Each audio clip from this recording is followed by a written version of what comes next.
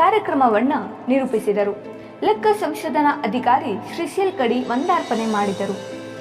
ಎಲ್ಲ ಅಧಿಕಾರಿಗಳು ಮತ್ತು ಸಿಬ್ಬಂದಿ ಹಾಗೂ ಗುತ್ತಿಗೆದಾರರು ಎಸ್.ಬಿ. ಚೋಡನ್ನವರ ಮತ್ತು ಆರ್.ಎ. ಕೊತ್ತಲ್ ಇವರನ್ನ ಸನ್ಮಾನಿಸಲಾಯಿತು. ಎಲ್ಲರಿಗೂ ನಮಸ್ಕಾರಗಳು.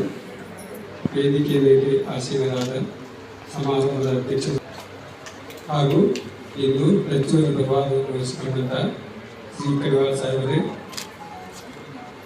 ಹಾಗೂ ಮುಖ್ಯ ಅತಿಥಿಗಳಾಗಿ ಆಗಮಿಸಿದ ಅರವಿಂದ್ ಸಾಹೇಬರೇ ಹಾಗೂ ಇಂದು ನನ್ನೊಂದಿಗೆ ವಯೋನಿವೃತ್ತಿ ಹೊಂದುತ್ತಿರುವ ಚೌಡಣ್ಣ ಸಾಹೇಬರೇ,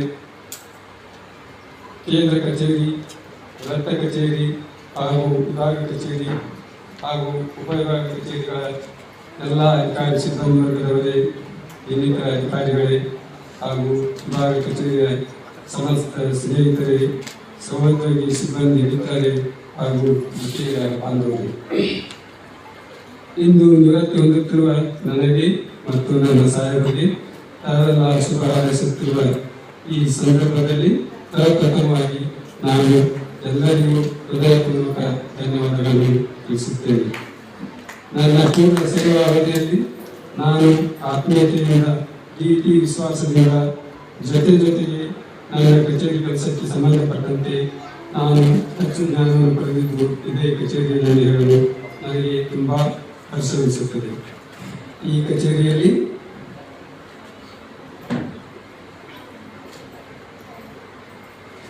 ನಾವೆಲ್ಲರೂ ಕೇವಲ ಸಹೋದ್ಯೋಗಿಗಳಾಗಿರದೆ ಒಂದು ಕುಟುಂಬದಂತೆ ಕಾರ್ಯವನ್ನು ನಿರ್ವಹಿಸಿ ಪ್ರತಿಯೊಬ್ಬರ ನೋವು ನಗುವಿನಲ್ಲಿ ಭಾಗಿಯಾಗಿದ್ದು ವಿಶೇಷ. ಕಚೇರಿಯ ನನ್ನ ಸೇವಾ ಅವಧಿಯಲ್ಲಿ ನಿವೃತ್ತಿ ಹೊಂದಿದ ಹಿರಿಯ ಅಧಿಕಾರಿಗಳು, ವರ್ಗಾವಣೆಗೊಂಡಿರುವ ನನ್ನ ಮಿತ್ರರು ನನ್ನ ಕೆಲಸಕ್ಕೆ ಸಂಬಂಧಿಸಿದಂತೆ ಸಾಕಷ್ಟು ಅನುಭವವನ್ನು ಹಂಚಿ ತಿಳಿ ಹೇಳಿ ನನಗೆ ಸಹಕರಿಸಿದ್ದನ್ನು ನಾನು ಇಲ್ಲಿ ಸದಾ ಸ್ಮರಿಸುತ್ತೇನೆ.